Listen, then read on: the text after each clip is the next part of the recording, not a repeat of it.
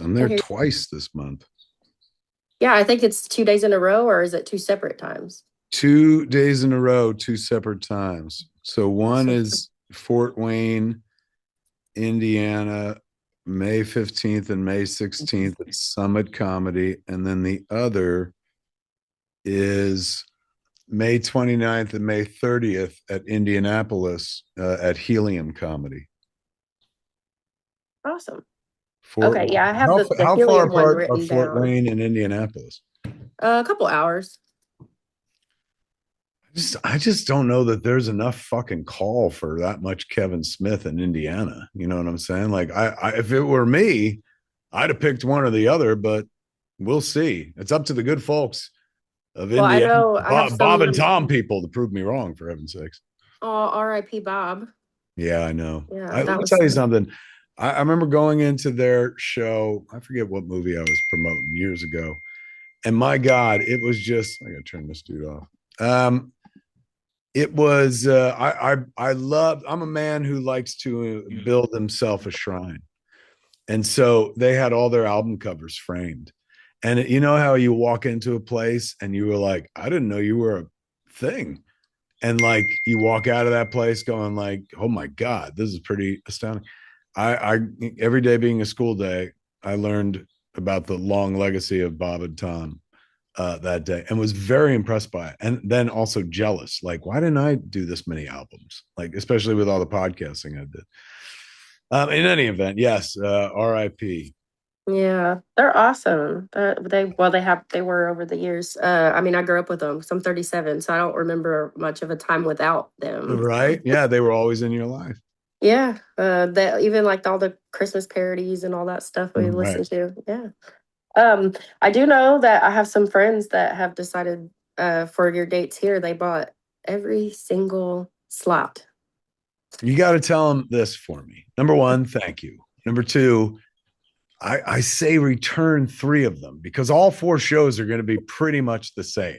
It's not like, all right, here's the 9 p.m. crowd. They get the adult show. Like, everybody gets Right. the show they get. So if, I'm torn between my desire to have every dollar they're willing to separate with and my desire to, as a show person, like leave them Yeah. guessing, or like the mystery is gone after the first time you see the show, when the next time you see the show it's the exact same show. You know what I'm Yeah, saying? it's like So, you're critiquing it at that point, even. well, I mean, how do you not? Even if you're like the world's biggest Kevin Smith fan, it's just like, well, I like the way he did that exact same joke in the first show, or something like that. Yeah. So, but like I said, the greed, like so much of my job is about putting asses in seats, which is so like fucking weird. I went out of my way to get an entertainment because I didn't want to work for a living, right? Like, I'd worked at convenience stores. My father worked at the post office, and I was like, good God, I don't want to do that shit. Look what it did to him. So I got out. I went toward entertainment because I was like, man, I never want to have to work. And I promise you, I on my child's life, I've worked 10 times as hard than I would have if I just stayed at the fucking convenience store, man. Because at the convenience store, you don't have to figure out how to put asses in seats. They come to you. Like everyone Yeah. needs cigarettes and milk. Well, not so much anymore, right? But everyone needs something from a convenience store. What you need from a Kevin Smith store is very limited. And every day I got to wake up and figure out how to make people want to go to that store, even though they've been to that store many times before in the past. And it's crazy, man. One of those things that you don't think about when you start the ride, if you even Yeah. get to start the ride. If you're lucky enough where the ride begins, Yeah. there's no book and lecture about like, all right, man, from now until the moment you die, if your dream works, you're gonna try to figure out how to put asses in seats until your ass is in the grave. So much of my job, because I got a bunch of them, but so much of the performance is fucking easy, cakewalk. That's my natural fucking programming. Obviously I love the sound of my own voice. So getting up on stage and hearing it out loud while people laugh, like, oh my God, that's easy as hell. What they pay you for is to figure out how to fucking fill every one of those seats. because you Yeah. have to go out there and it's like half sold. Not because of, oh, the money I've missed, but because as a performer, you're like, yeah, but I know what this room could sound like, you know, Yeah. if I just put a little more elbow grease into it. So yeah, now I'm like quite worried that they have me in Fort Wayne and Indianapolis. I know they're two completely different worlds. And I know out here in Los Angeles, like me and Ralph, my friend Ralph Garman, we used to Hollywood Babylon podcast we've been doing for like over 15 years. And we would do it at the Improv, right on like Melrose, or is it Beverly? Melrose in Hollywood. Did there for like 10 years. We moved the show over to Flappers Comedy Club in Burbank. Burbank, like you're talking about a difference of max 10 miles, maybe 12 or something like that. Completely different audience. People who'd never seen the show. I'd be like, I've been listening for years. I was like, you never went? They're like, no, man, it's in Hollywood. And it's like, Hollywood is 12 miles away. Like some people just burrow into their community and don't really think about leaving. So maybe there's a chance. Well, I I think could tell. like I'm part of the music scene and like the Fort Wayne, like it's almost always like people try to hit Fort Wayne and Indy because it's like far enough away and they're also very two like separate communities, but you'll see like the crisscross of like the bands, but I think it should be good. Like I think it's I'll far be enough honest with away. you. If I was in charge of my own life, and obviously I'm not, I would have booked it like two shows in Indianapolis, two shows in Sure. Fort Wayne, but four shows across 8 shows in Indiana. That's telling you, man. Indiana is not asking for that much, Kevin Smith. So it's up to us to put those asses in seats. Yeah. Sorry, you might hear my little boy because it's in like momming hours now. So he tries to be quiet in the background, but Oh my God, that's he's adorable, man. There's a dude I watch on YouTube and Instagram, Aaron Parnas, and he just had a kid. And so while he's doing his, every day, he's just like, here's how Trump's destroying America.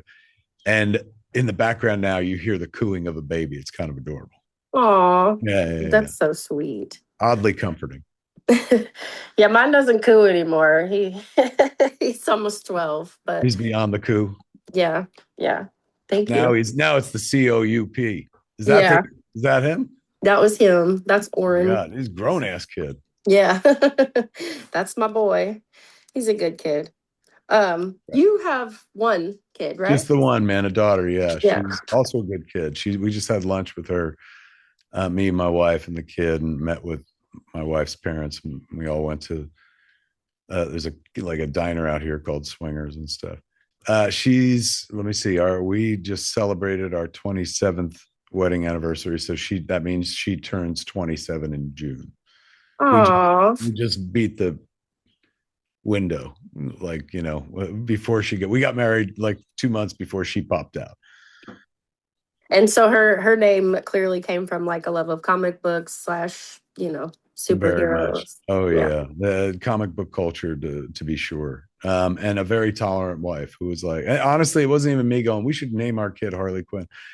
Jennifer read there was a copy of Mad Love, which was the character of Harley Quinn was introduced into the Batman universe in Batman the animated series. And so when they brought her into comics, Paul Dini and Bruce Timm, the guys who created the character for the TV show, did a book, one shot called Mad Love, which kind of told her backstory. And my wife and I had just like hooked up, man. And she was like, I'm going to take a bath. She's like, you got so many comics around here. Give me a comic to read. And right away, inside, I was like, give you a comic in the bathtub? What are you, dumb? Like, but, I wanted to be in a But you're like, you're relationship. pretty. So I'll give you my comic. 100%. I was like, take them all in the tub. I'll drink your tub water after it's done.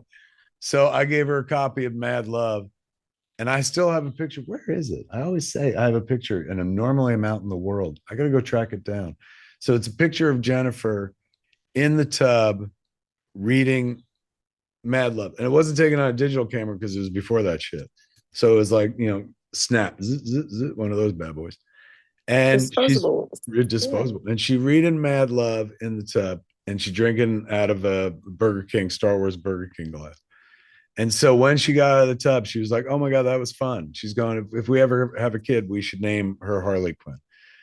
So when she got pregnant, which was like 10 minutes later, like from the moment we were like, okay, let's do this. she was Harley Quinn. Like, That's we awesome. were willing her to be a girl. If it was a boy in the last minute, we were going to name him Charlie Quinn. But we desperately wanted Harley Quinn, and That's it worked cute. out, man. But yes, for the first 10 years of her life, before the character became popular in the mainstream, I'd have people be like, what's your daughter's name? Harley. Oh, you ride? And I'm like, no, no, that's for real tough people, men, women, with sack. I don't have that. No, my daughter's named after the Joker's sidekick girlfriend. Like, people would be like, "Oh, I see." Mercifully, the Suicide Squad took that character like very public and into the mainstream. Margot Robbie, like, helped make Killed that. Quinn a household name, and so years later, people were like, "Oh!" Like, we used to have to explain constantly, like, it has nothing to do with motorcycles, man. It has everything to do with the comic book character or the cartoon character. I loved what she did with it. My only like complaint was ever like that they went with blue and pink hair instead of like keeping the black, red and black theme because I just felt like that was so like it with her, you know. But you know, They'll get another bite at the apple. Probably won't be her again, but in the it's new funny. DCU, they'll probably, although the new DCU crosses over with the old DCU, and James Gunn, his Suicide Squad, which is the second one, still counts in this continuity. So there's a chance she does come back as Harley Quinn, but why would she want to now? She's Barbie, for heaven's sakes. Yeah, and you know, the Wuthering Heights is doing You're amazing. you're absolutely right, and that's something that doesn't pop up in my world, right? It's not on my radar. And just the Right. other day, I was surfing and I saw like a trailer for it, and I remembered like that was a massive success, right? Like Yeah. Yeah, it that was was really good. that We was all went Avengers like Endgame for people that love old literature mixed with new sex, right? Like, because yeah, then they sexy it up. They're like, "This ain't your grandma's Wuthering Heights."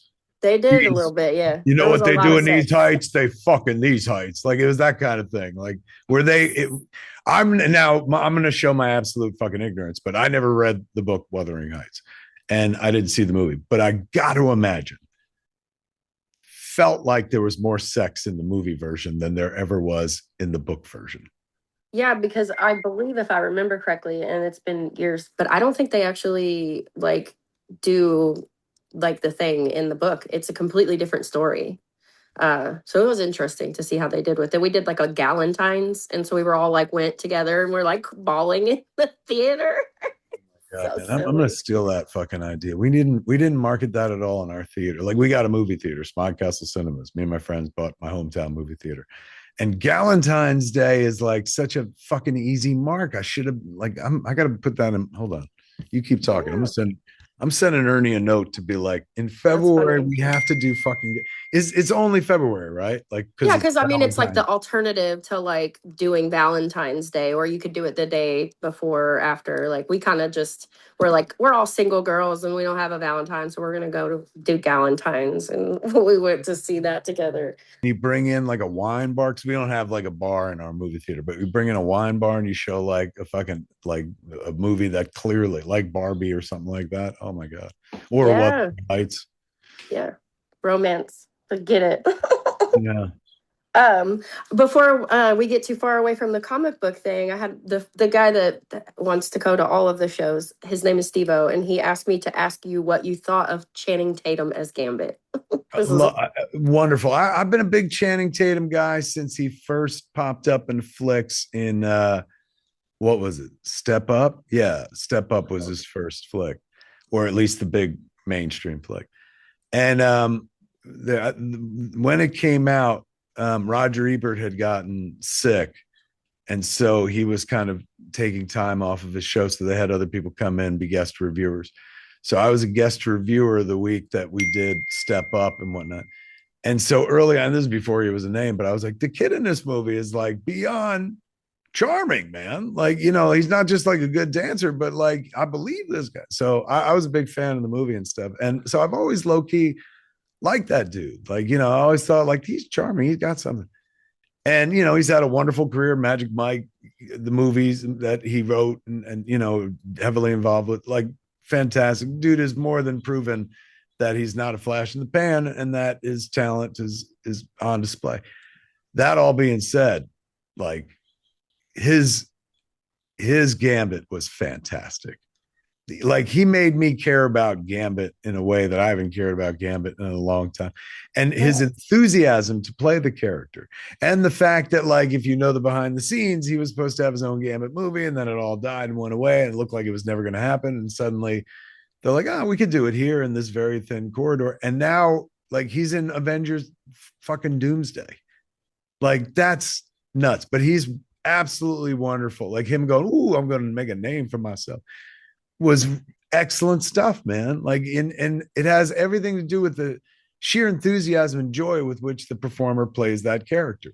That was a dude who had it and then was never going to have it again. And then through some fucking weird grace of God, or, you know, Disney buying 20th Century Fox, got a second bite at the apple and seemed to like relish it. Absolutely relish Oh it. yeah. So I look forward to, it looks like we're only going to get one more bite at that, because it smells like at the beginning of Doomsday, all the old X-Men are going to go away. Like, that's how you show off how powerful Dr. Doom is. Like, watch him destroy your childhood, kids. Yeah. So I imagine we're going to see Gambit for a little bit, but ultimately, I don't know if he can make it out. It'd be like the Transformers movie in the 80s when everyone didn't, they're like, what did you do? What do you mean he's dead? He's a truck.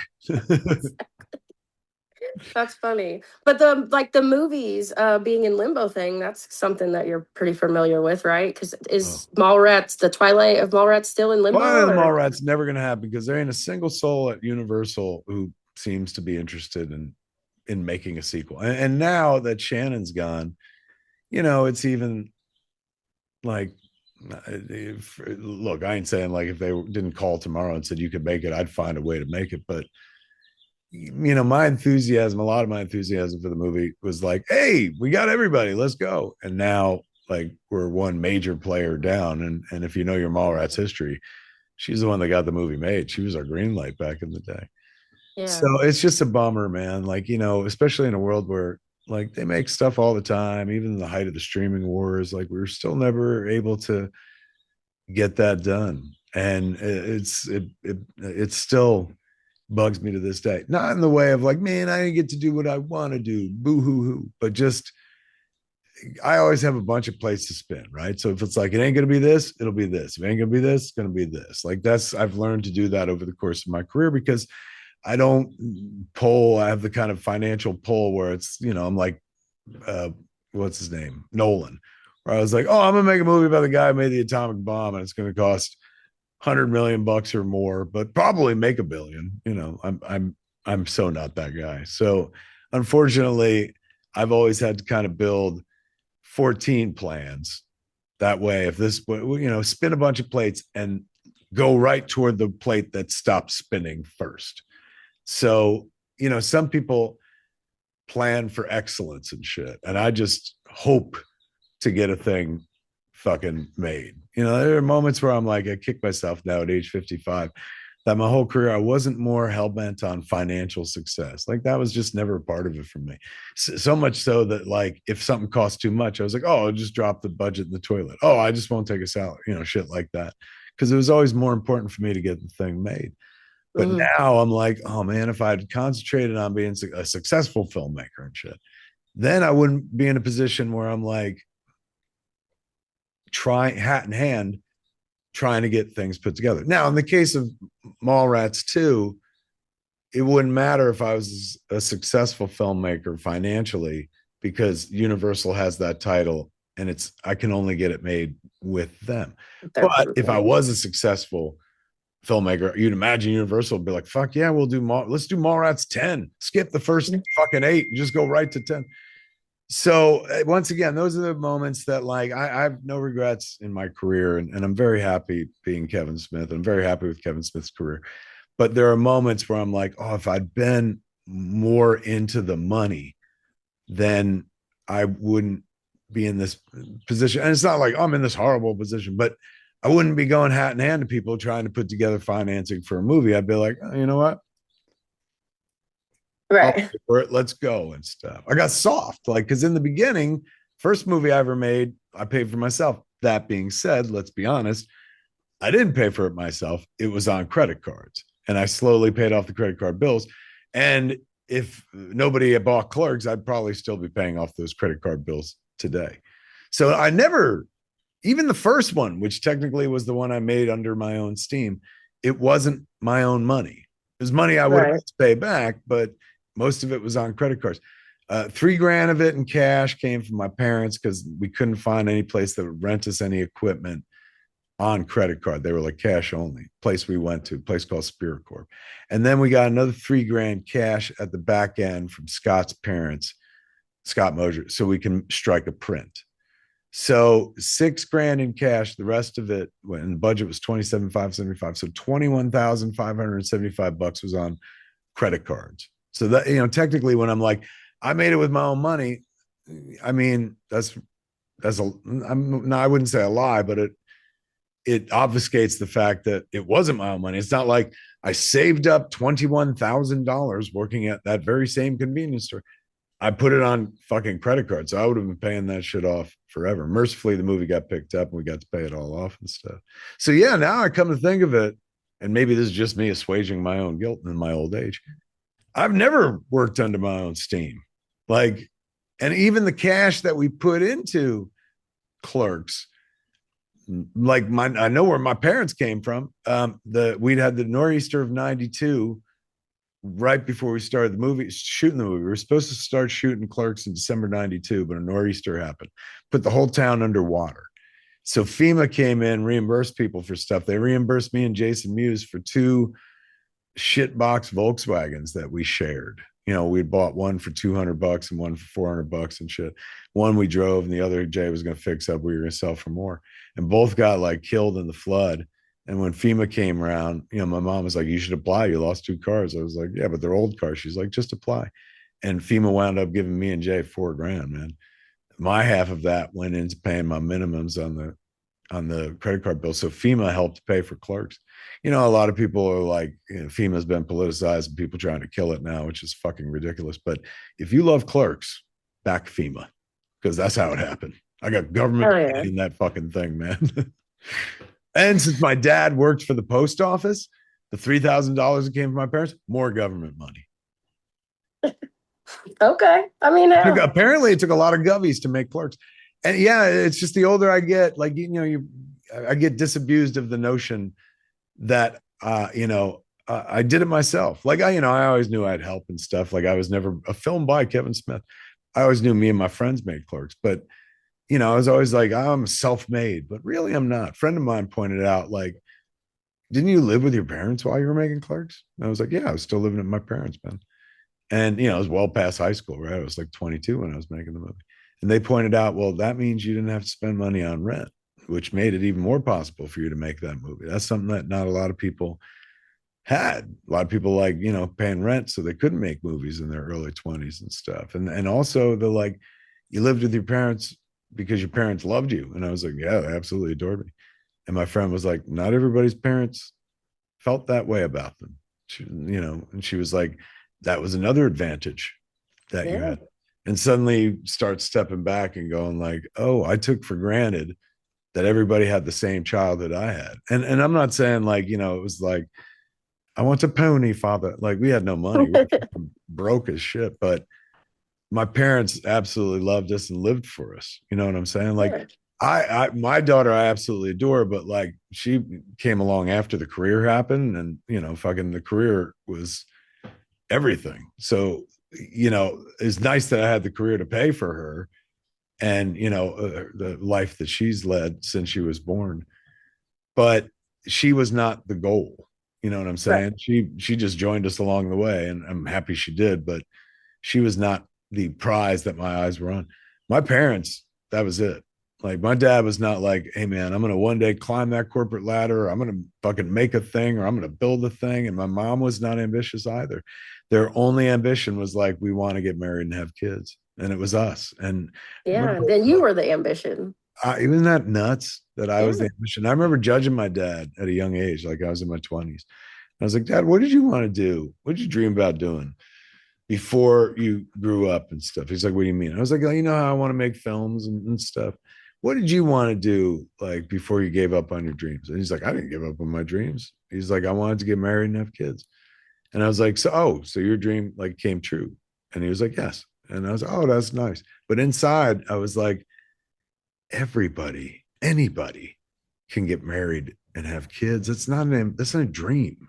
It's not like, and I would sit there and be like, this is why, we live in a small ranch house in suburban New Jersey, and we're lower middle class because my father has like no ambition and shit like that. And now at age 55, going on 56 in August, my father's like one of the smartest people I ever met. I wish I had been more like him. I wish I hadn't been cursed with ambition, because that means there's that little voice that's nagging you. Like I said, the voice is like, you got to put asses in seats. You got Mm-hmm. to do this. You got the voice that wakes me up every morning and be like, what are you doing to maintain relevancy so that you don't have to go back to working at the convenience store? Well, man didn't have that, man. I mean, he hated his job like with a passion, but he didn't have, the fucking shit that eats away at me night and day and whatnot. So he was much smarter than me. And that's not to say like kids don't have ambition. There's probably a healthy mix between the two, somewhere between my dad and me and stuff. And maybe in the next generation, like Harley, she'll find the happy medium between being a real person and being an entertainer or whatever the fuck.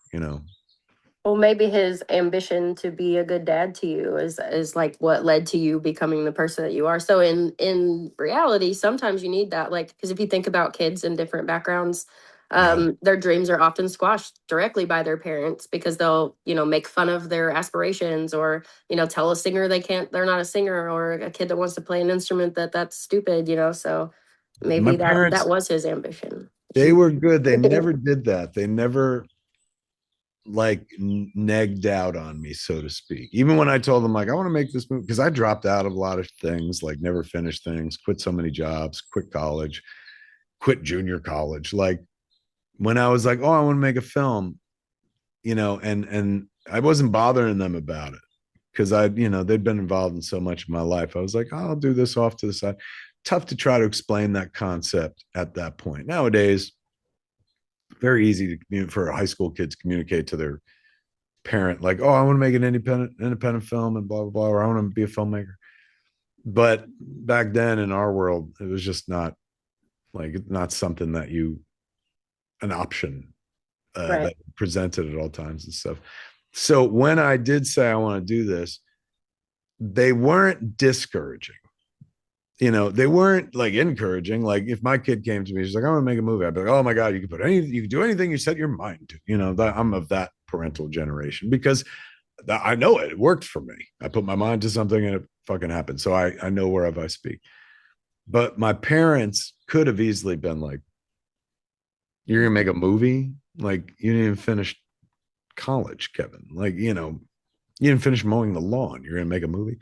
When I told them I want to go to film school and come back and make a film, they were like, okay.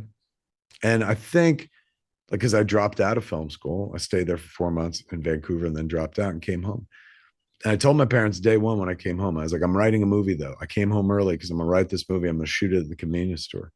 And I'm like, all right. And then when I followed through, I think my parents gave me the money because number one, like my brother and sister had gone to college and they paid for my brother and sister. My brother and sister had student loans out the ass, but my parents helped put them through college and stuff. And I didn't wind up going to college, or at least anyone that cost a lot of money. So I think they saved a bunch of money on me. And so I think honestly, at that time, they were like, he wants to make a movie. Let him get it out of his system. And then he'll go be a waiter like his brother, or something like that. So the important thing is they weren't discouraging. They weren't like, you can't, what are you, an idiot? You know what I'm saying? I just don't think they knew I could write because I'd write shows for the talent show. And they knew I loved to act because I was in the plays in high school. But they also just didn't know what things when somebody was like, I'm making a film, they didn't know what that kind of thing cost, particularly if their son is doing it. Obviously it's not going to cost like what Star Wars did. And I kept going off about independent film and the movement and all this stuff and giving them all the details. I knew there was no internet, so everything I knew I learned from reading Spike Lee's books or from Filmmaker magazine, Movie Maker magazine, AIVF and stuff like that. So, I was recently converted at that point. So I could sing the gospel as fervently as the most loyal parishioner and stuff. And so I guess my parents got the passion of it all, and they were like, there's no denying he seems to know what he's doing. I didn't ask them for money. I was putting it on credit cards that I had, which weren't theirs, because me and my friend got in a contest when we were in junior college to see who can collect more credit cards. They were predatory lending began in our era, and they were constantly, you couldn't go to class without somebody being like, hey, do you want a fucking free thermos or a stuffed animal? Just fill out this form. And so me and my friend Brian got in a contest, see who could get more credit cards. Since I worked at RST Video and I answered the phone, I would tell them I was the manager who made $50,000 a year in 19 fucking 90. And so they'd send me a credit card all the time because they'd call to check the credit rating. I was like, yeah, that's Kevin Smith. He's our manager, man. I pay him $50,000 a year. So I wound up winning. I got like 12 different credit cards, and they just sat in my drawer because my parents were like, plastic is the devil. So I never touched them and shit until I was like, wait a second. I can make a movie on these and shit. Cause I heard people talk about it. Like Robert Townsend was a director, writer, director, and he's an actor now. He's on The Bear. Um, he directed a movie called Hollywood Shuffle, and I heard him interviewed on the Howard Stern show, and he was talking about like how he put part of the budget for the movie on credit cards. And I was like, you could do that, like sort of thing. I didn't know much about credit cards, but I was like, you could do that. And it was an interesting piece of information that I filed away. And then I remember my high school Spanish teacher was getting into like early days of house flipping, where you buy a house and fix it up and sell it. And it was a relatively new notion in the late 80s. And he told me that he had put one of the houses on his credit card. I was like, you could buy a house on a credit card? He goes, as long as you pay it off. Like, yeah, you can put anything on a credit card. So knowing that little piece of information, like I never wanted to bother anybody because if or ask permission because I'm an indie filmmaker. But also I was afraid if I started talking to people about it, they'd talk me out of it and be like, you can't do this sort of shit. And they wouldn't be wrong to try to talk me out of it because I never finished anything. So I tried to not be a burden in my creative endeavor. You know what I'm saying? Like if you're into sports when you're a kid and you like fucking basketball, it's a pretty cheap game to get into as long as you got a ball. One person's got a ball and fucking you go to a court, you got a game. Baseball, similar property, although a little more equipment involved. Not only a ball, you need a bat as well. Helps to have some gloves and shit. But generally, you could play baseball without gloves and still have a good ass time. You don't even need a real baseball bat and a ball. You can play with a stick and a fucking rock, same principle. Hockey is one of those expensive sports, which you can't just, hey, let's just play some hockey. You need skates, you need equipment, you need ice time, you need a frozen fucking rink. You just need all this shit. And that's kind of like filmmaking. If Right. I would, for all the art forms, if I was like, I'm an artist, you just give me a blank piece of paper and fucking a pen and I'm off to work. But with film, like it's just so, it requires like so much more. Film's the only medium where the artist says stupid shit like, I want to self-express, give me $20 million in Ben Affleck. But back in those days, it just seemed viable. Richard Linklater did the Slacker. So I was like, I think I could do this. But I never wanted to like burden or bother anybody. I don't know. It just went against the ethos. Everything I read about indie film, I was like, well, I mean, I could do like, I wound up doing it. So clearly it appealed to me where I'm like, yeah, these steps made sense. Anything I read about how Richard Linklater got Slacker into the hands of Sony Pictures Classics and shit like that. Like I read the step by step. I saw it like a blueprint, like I'd read these stories in the magazines because there was no internet.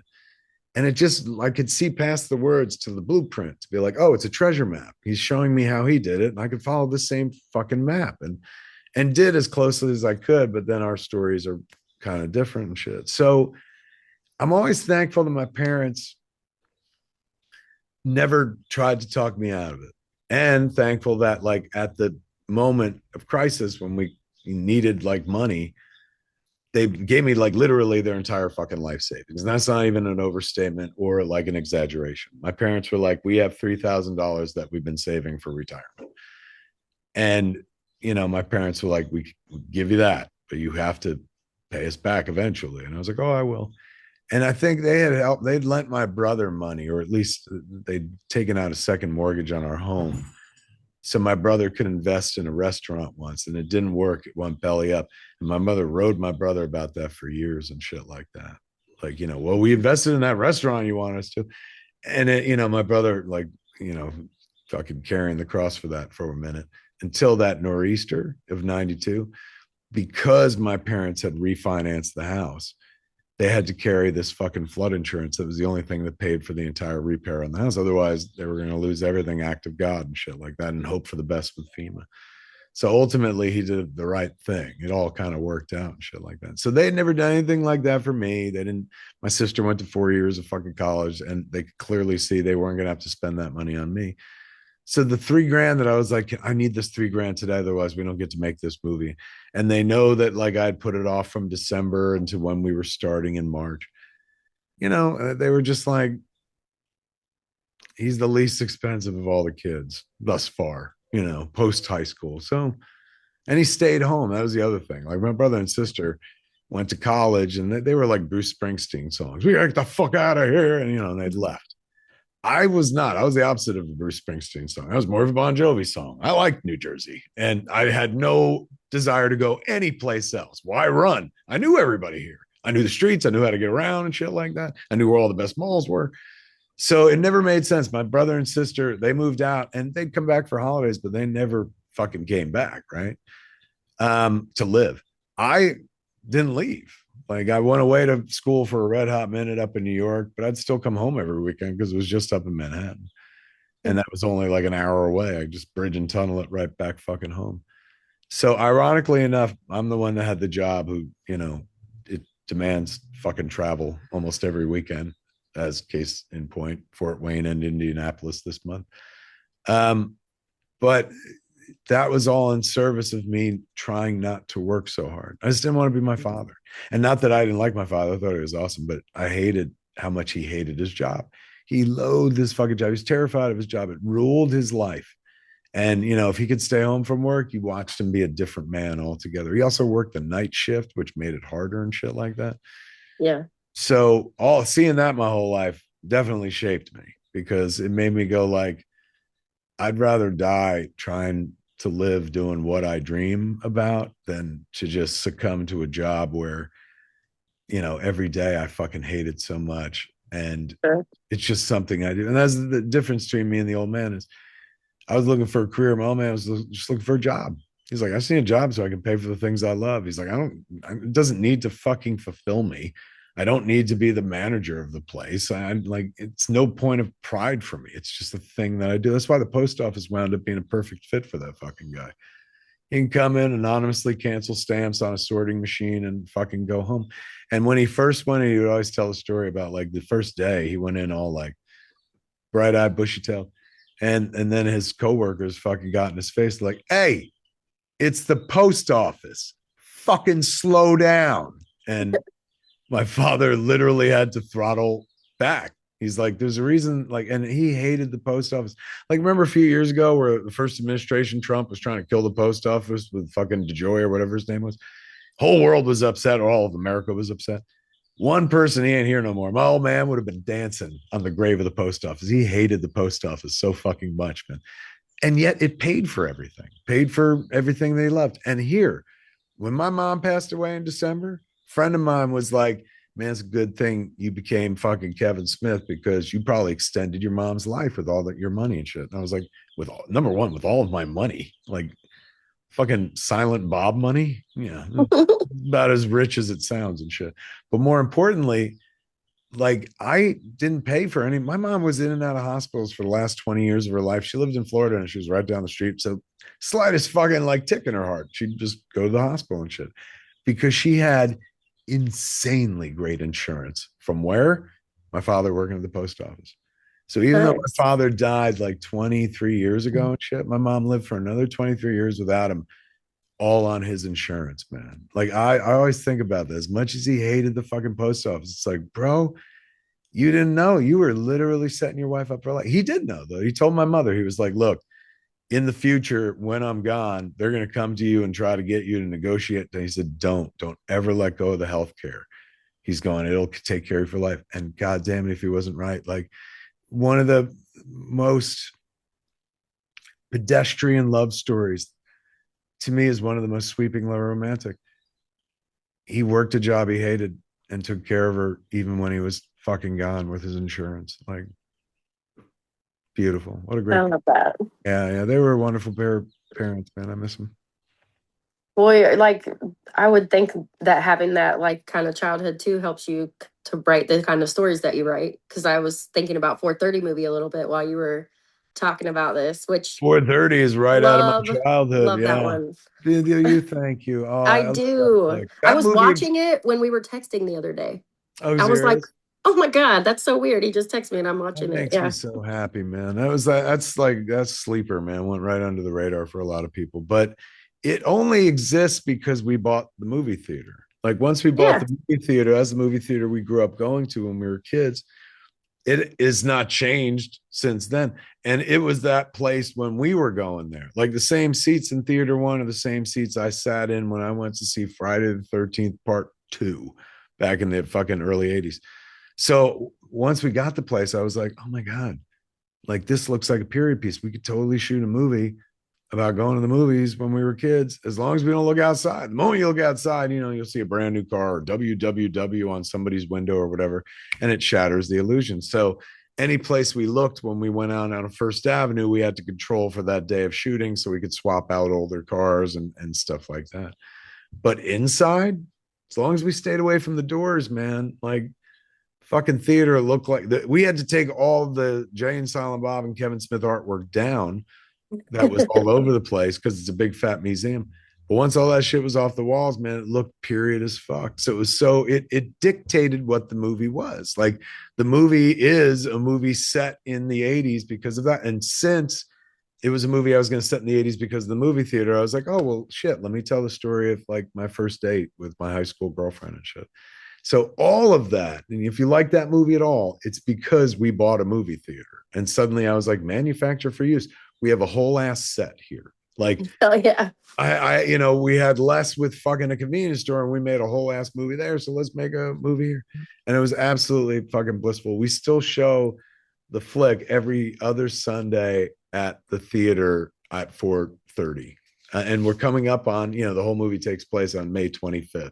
So we're coming up on May 25th, and we always do a 4:30 movie thing. That's Yeah, it's cool.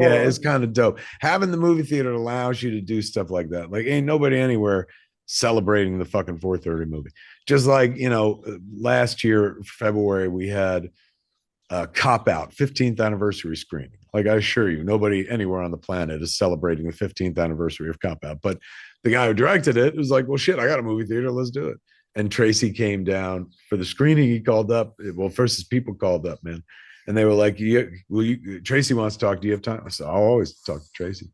And he was like, Kev, you showing Cop Out for his birthday at your theater? I said, yeah, man, down in Jersey. He goes, all right, man, I'm going to come to Jersey and get everyone pregnant. And then he just hung up and shit. And then he came down and we had the screening with him. And he was, some cats will come and do a Q&A after the movie's done. He came and watched the whole movie, laughing throughout it, loudest in the middle of the auditorium and shit. And then got up on stage, gave Right. a real heartfelt Q&A. He's a comic, so he could have just done 15 minutes from a set, but instead he held court and literally talked about the experience of making that movie and wanting to act when he was a kid. It's really nice. So the theater is like, we get to do cool shit like that. We do stuff like Clerks open all night, where you come at 11 o'clock at night in your pajamas and pillows and shit. It's a slumber party, and we lock That's awesome. at midnight, and then we watch Clerks, and at 2 a.m, Clerks 2, and at 4 a.m, Clerks 3. And then at 6 a.m, we open up the doors and we eat breakfast catered from Quick Stop. So like, it's not just the movie, but it's like, give them something to remember. I always like to conduct it and always have, like, ever since, we opened the Jay and Silent Bob Secret Stash back in like late 96. You put yourself in the mindset of the fan. And for me, that's easy. I'm the world's biggest Kevin Smith fan. So it's like, what would I like to see? What do I want to see as a Kevin Smith fan? I was like, if he had his own comic book store, I'd fucking go there. Like, and if he had shit hanging up from the movies, oh, I'd fucking do that. So I've always conducted my career less about, what will take me to the top of the pyramid. I was just happy to be in the room. Like a lot of people strive for excellence, but I was like, I'm in the room. Fuck it. I just wanted to stay in the room. So I was never striving for excellence as much as I was like figuring out what would make it fun for me. That's how I got there in the first place. Like making a movie seems fun. And it ain't easy, and I had no money and shit. So it's not like, it should have been second nature, and certainly wasn't. It was something I had to learn.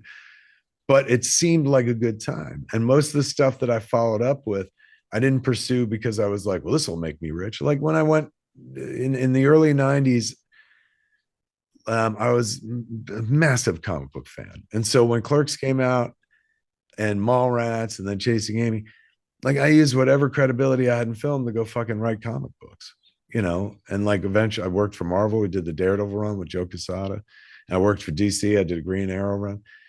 And I remember at the time, my agent, who's no longer my agent, was like, what do they pay you for that? $200 a page? How many pages in a comic? I said 22. And he goes, so they'll pay you $4,400 for a comic book script? He's like, what a waste of time. He's like, I can get you paid $100,000 a week to do, fucking rewrites. And I was like, well, look, I ain't saying no to that money. That's fucking great. But this ain't doing rewrites. This is me telling an original story with fucking Daredevil. Like, Right. what don't you get? And he couldn't process that. Years later, when the Marvel movies started popping and comic book culture became the dominant culture in our society, and in our entertainment rather, and in our society, fuck man, even your grandma knows who Stan Lee is now. My agent was like, man, you were onto this stuff way ahead. And I was like, yeah, but I wasn't onto this stuff because like it was strategic. I was onto this shit because I grew up You loving liked it, it. not just as Yeah. a child, but like in my 20s and shit. They were doing some incredible storytelling in comics, thanks to the British invasion with Alan Moore and fucking Grant Morrison and folks. So yeah, the chance to like go sit at that table and play with those toys, like that to me was just fun. And I've always tried to keep the career fun. Talking, going up on stage and that was not a part of it. Like I didn't, who's the guy that made, there's Mike Birbiglia, right? He's a stand-up comic who made a movie. Like I didn't, I'm not, I guess I am a stand-up comic now. It depends who you ask. But that was never part of the plan, right? Like I didn't enter this business going, and one day I'll stand on stages.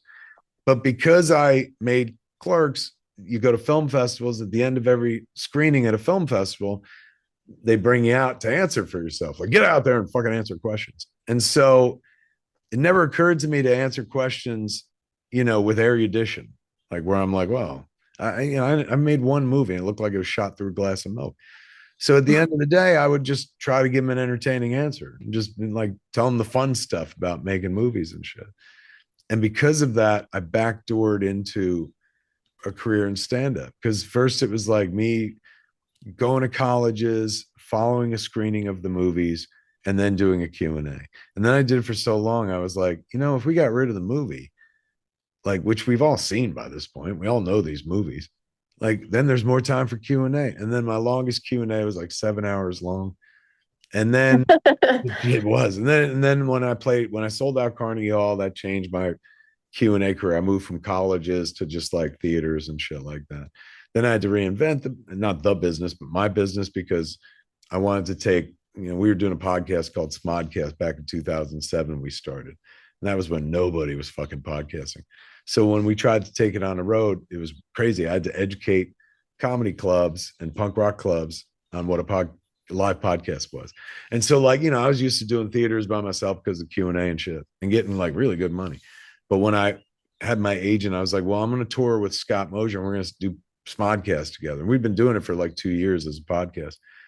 But, all the clubs were like, wait, so he's not going to stand there and answer questions or be funny? And he's like, no, he's going to sit there and talk to his friend and be funny. And they're not going to really acknowledge the audience and shit. And people were like, I don't know, I can't pay for that. And so we had to drop the prices down the toilet and shit like that to like sell the show to the clubs and get a decent like mix of the ticket at the door and shit. But like had to rebuild that business as well. But most of my side hustle is predicated on me like using my mouth on people for money, like a prostitute. And that was not part of the plan. Like when I would dream about making Clerks, I was not like, and then it will present me with the side hustle of being a stand-up comedian. Like as much as I love stand-up comedy and shit, never.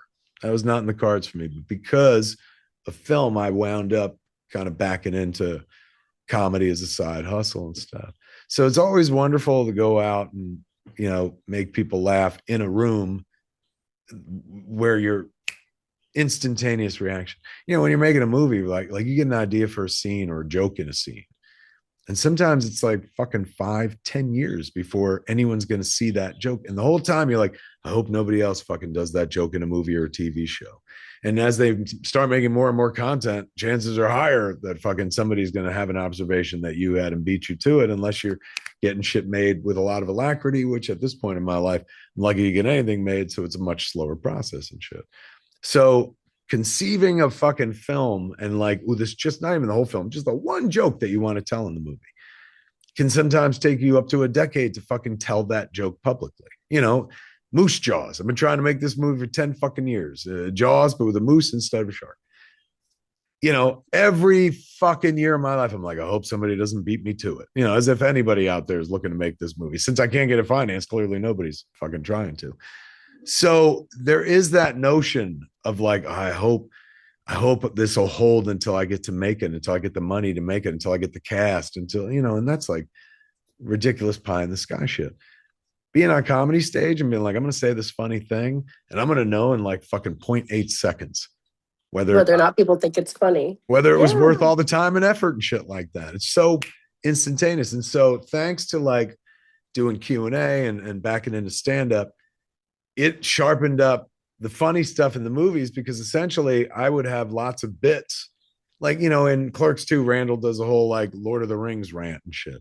That was mine. I did that on the road for like 2 fucking years, and it was so tried and true, killed every time I did it. So I was like, oh, I'm going to let Randall do it in the movie now, and that's where it'll go to rest and stuff. So, one started the other, but the other feeds the one that started it. And Yeah. as much as I love making film, I'll be honest with you, it's much easier and more fun to sit around and talk about making film, and more profitable. I get paid more money standing on a stage talking about making film than I get paid to fucking make film at this stage in the game. That it's kind of like the double-edged sword of like really enjoying your job too, right? It's like because when you decide one day like I don't ever want to have a normal job, then you still end up working for yourself, which means you have to work like a million times harder because you're the boss and the employee and the If I yeah. was, I'm very lazy at heart, and that's why I lean toward entertainment and shit. I got this from the secret stash when I came out there. Like Oh it's like shit, 5 years man! old now. I remember when we were selling those, man. There is quality. It's lasted for Still 5 years. working? Yeah, still working. It's the pathway to pure joy. It is. I was like, well, and that day we happened, so we planned a trip because my friend Bill, he's from Jersey. And so I had never been and I'd never been to New York. And so he was like, let me like show you where to go. And like we had, Secret Stash on there and Quick Stop. Those were our places that we knew we were going to go. So the day that we ended up going, it was like during COVID. So things were pretty slowed down, but Jay was in there recording. So I got to meet him. It was really random because I don't like talk to people in public sometimes. So I thought it was a recording that was playing over the speakers until I realized it was him streaming, like sitting That's there. wild. Was he polite and shit? Oh, he was so nice.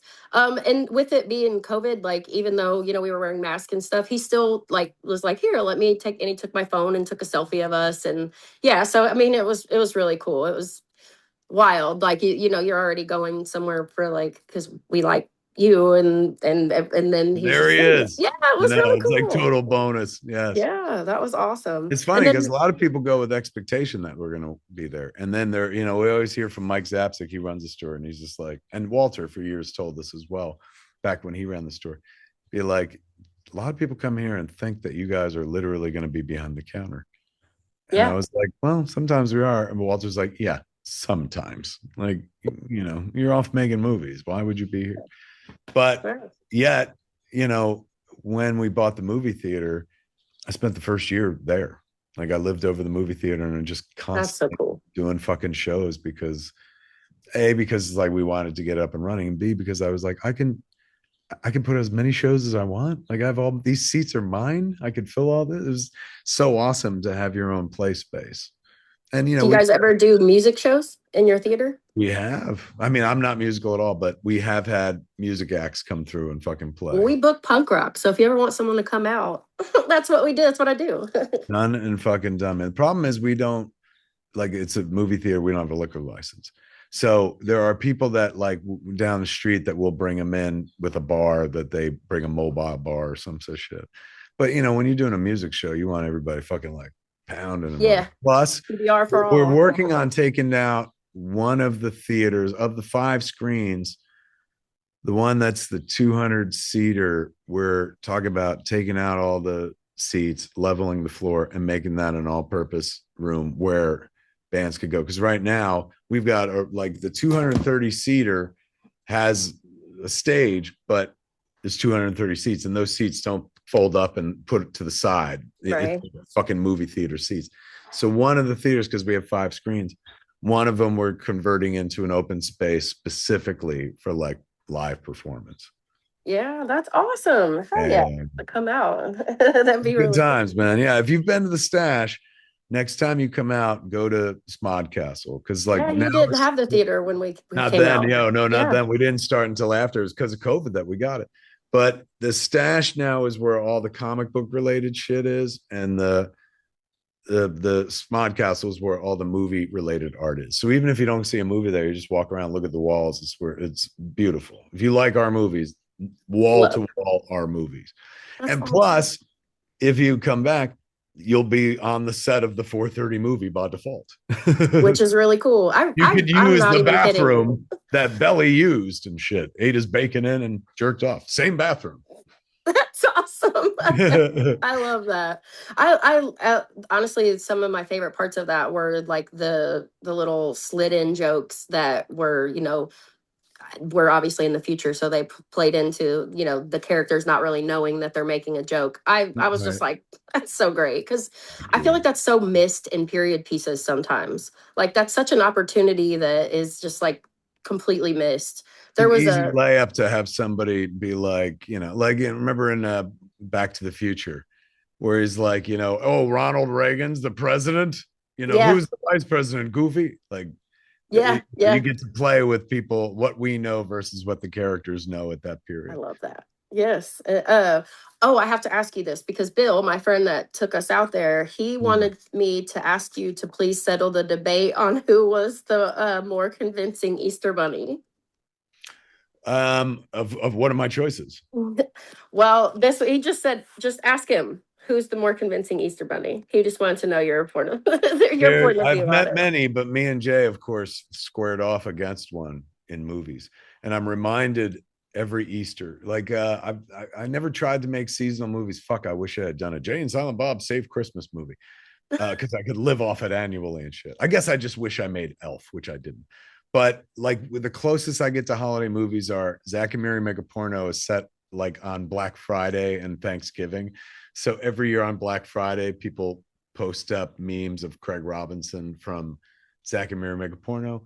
And then every Easter, Jay and Silent Bob beat the shit out of the Easter Bunny, and then there's like just how folks online are like, Die Hard is a Christmas movie. Then people are like, Mallrats is an Easter movie, and I'm like, it absolutely is. We got the fucking Easter Bunny all over.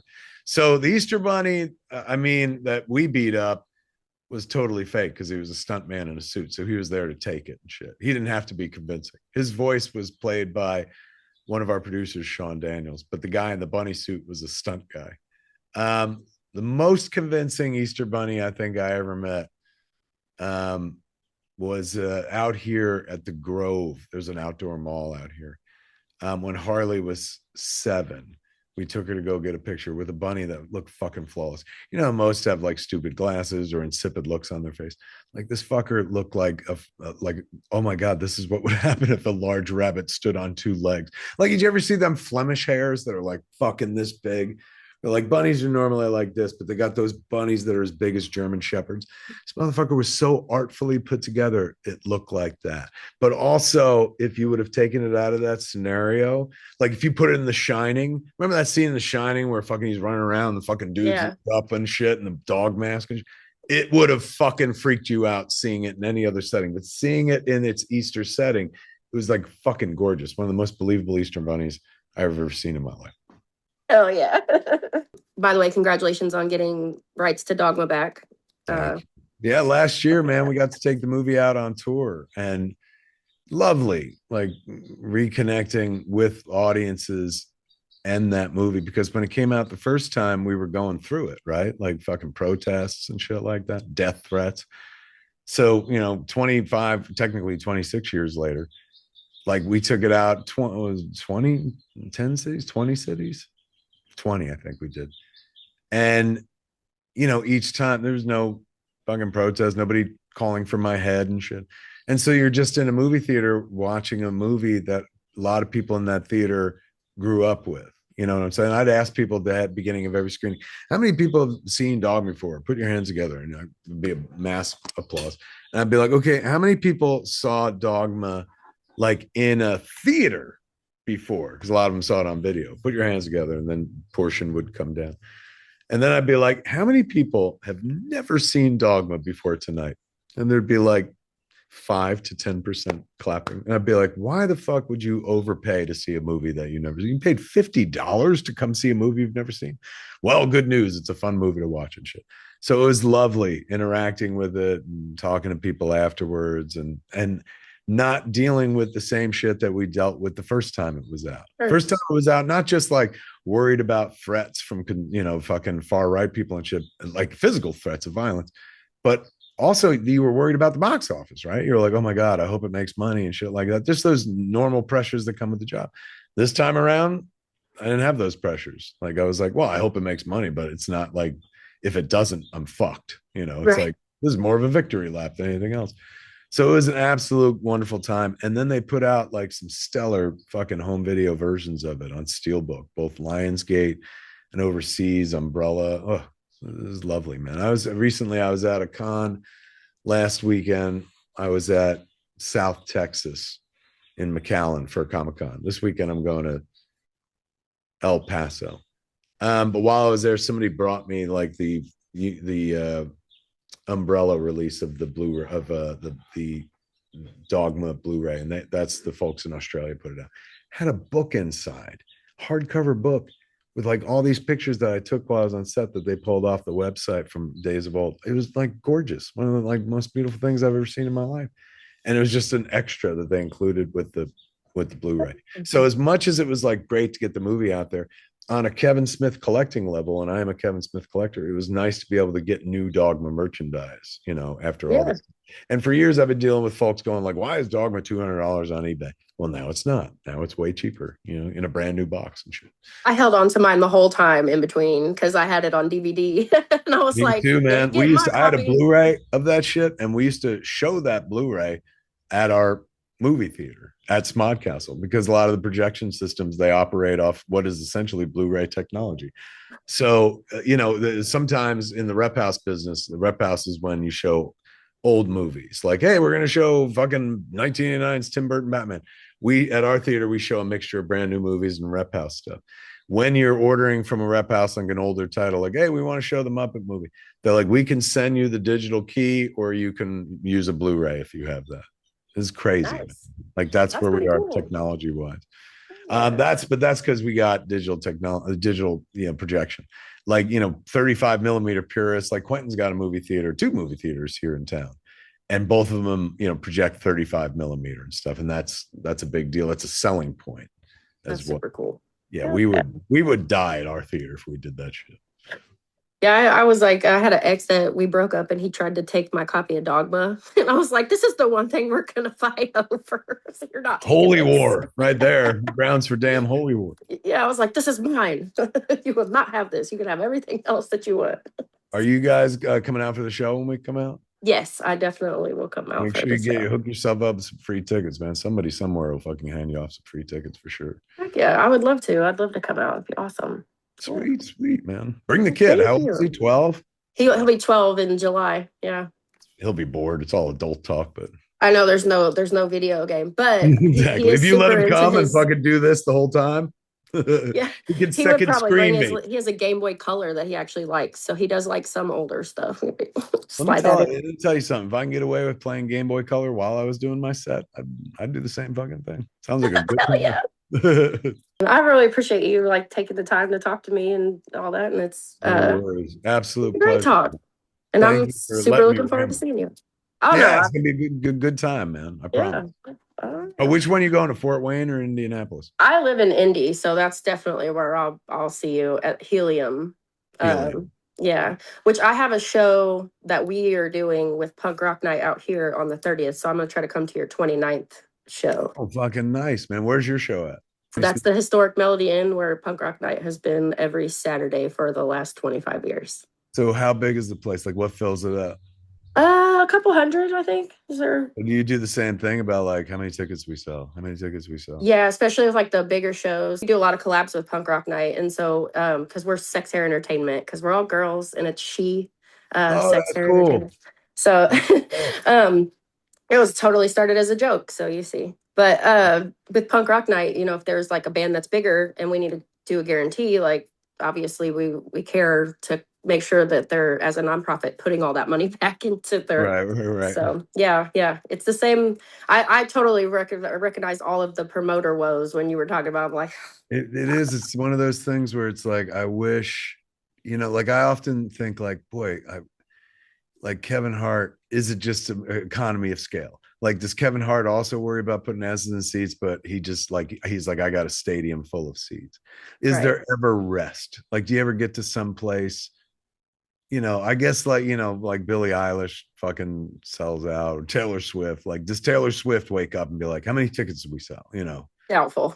Yeah, She you know what probably I'm pays someone saying? to worry about that for her. Totally.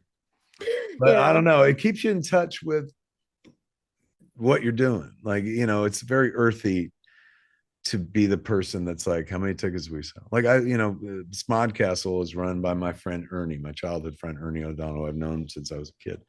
And so I'll text him every other days if I've got shows coming up to be like, how many tickets we sell, just to keep a running track of where we are. And the slobbering success I feel like if I can fucking put 230 asses in seats Oh for yeah. something old or even something new or for anything at this point. Like, Yeah. oh my God. But it's like an uphill battle. And the tougher the economy gets, the easier it is to understand. Like I just went to a comic book show where the crowd was on the thinner side and somebody in there in line was like, yeah, there was more people here last year. And country's going through it, everyone's like tightening belts, and one of the first things to go are extravagances or shit you don't necessarily need. And Mm-hmm. entertainment is that, especially when you're drowning in it at home. Time was like during the Depression and shit, people would go out to the movies because like, Yeah. fucking for a nickel, you can see dreams come true. But now you can just scroll fucking TikTok, Yeah. cost less and shit, except your soul. And That's why we do whole events instead of just advertising the bands now. So like I'm big on themes and we'll pick a movie and that'll be the theme of the show. Like we did a whole Back to the Future show. that And like rocks. it was really cool. We did like the decor and built it all and It's all about building an experience for somebody because yeah. they'll like, anybody can watch it. In my world, anybody can watch a fucking movie, right? Like Yeah. you can go to a movie theater, rent it out now. People, since COVID, people know how to do that. And you can watch anything fucking you want. Mm-hmm. But you can't guarantee people a memorable experience like just going to watch a movie. If I'm there and I'm like, hey man, we're gonna watch Tusk, and Justin Long's gonna fucking explain himself afterwards, like that's an experience. That's Yes. something that like a bunch of people will be like, oh fuck, man, I'll be there for that. So Yep. making it experiential is like they say, like I'm not a TikToker or shit like that, but I do fuck with like Instagram all the time. So I know there are a lot of people that like make their living doing that. And most of those cats talk about how live is the future, how like it's gonna the only thing people are gonna trust for authenticity's sake, since we live in the Mm-hmm. AI slop, is live and in person. Yeah, And it's tangible. Yeah. and it can't be faked. It's like that ain't no AI shit up there. Like this is a Right. real thing that's happening. It's all happening in the moment. And it also like the people who come to my shit, you know, they tend to be closer to my age and whatnot. They're not like in their 20s. Some are like, you get some kids who are like, I found your stuff in my teens, which is so weird to me because I'm like, these are old men movies now. But like, generally speaking, it's people my age who remember a time when they like would go out every fucking weekend and like life was social. And even though now we've isolated all into our fucking phones, there seems to be like the generation that I come up with, they still believe in coming out to things. There does seem to be a flip now where like some of the younger people are not so much coming to my fucking shows, but like I've been reading lots of stories about how younger people are now interacting with the movies and the mall again, which made me so fucking happy. Yeah, yeah, And not just because like, you know, I made fucking mall rats, but because that means like all this siloing and all this like soloing is just not fucking good for civilization. You need a town square, and not just a digital one where you can talk shit about movies. You need to interact and see other human beings, and you know, otherwise you lose any sense of fucking and any sense of empathy yeah. for human beings, because they're now just digital fucking codes on your phone. You go to a place, you see people, it's a different thing, man. So I'm glad to hear that the alphas are starting to come out and go to malls and like, hey, I there's love that. something to this. They look at like the shit that we took for granted, especially my kid, you know, she's born 99, all laments about like, why couldn't you fucking have me in the 80s? How did I miss the 90s? Everything was better than. So you see a lot of kids trying to go back to that world pre-phones and whatnot. Not all of them, but like there's enough making a fucking movement where it's like cool, like where it's Yeah. like, hey man, like we're going, you know, not I just Luddite. need them to chill out on the mom jeans because those are not coming back for me. No, Those never. are not coming back. You know what And stirrups are awful. the oh my god, stirrup pants. Yeah, Yeah. man, the notion, like I heard somebody the other day online where they were like, I'm going 90s with my phone. And going 90s means that you're going out and you're not bringing your phone, because in the 90s they didn't do We that. just left it. I do The phone remember was those connected days. to the wall. So when they're like, I'm going 90s, man, I'm like, oh, you're just leaving your phone home. Well, it's an adorable term of art. My son found a cordless phone at the Goodwill not that long ago, but it was, the house version. So he was like, "Well, couldn't you like take it with you?" I was like, "For about 12 feet." Yes. As soon as you got outside the house, backyard range, it started Yeah. getting bad. You But you're yeah, better luck with a man, walkie-talkie. yes, one step above a walkie-talkie, for heaven's sake. Oh man. Well, I know I've talked to you. I've talked your head off, so I'll let you do your thing and Such all a that. pleasure. It Absolute. was super, super awesome. Thank you so much. I Oh can't my wait to God. see you. I'll see you in Indy. See you in Indy. All Tell your right. kid I said bye. You can I talk as loud as will. he wants now. Okay. Thank you. Bye. Bye.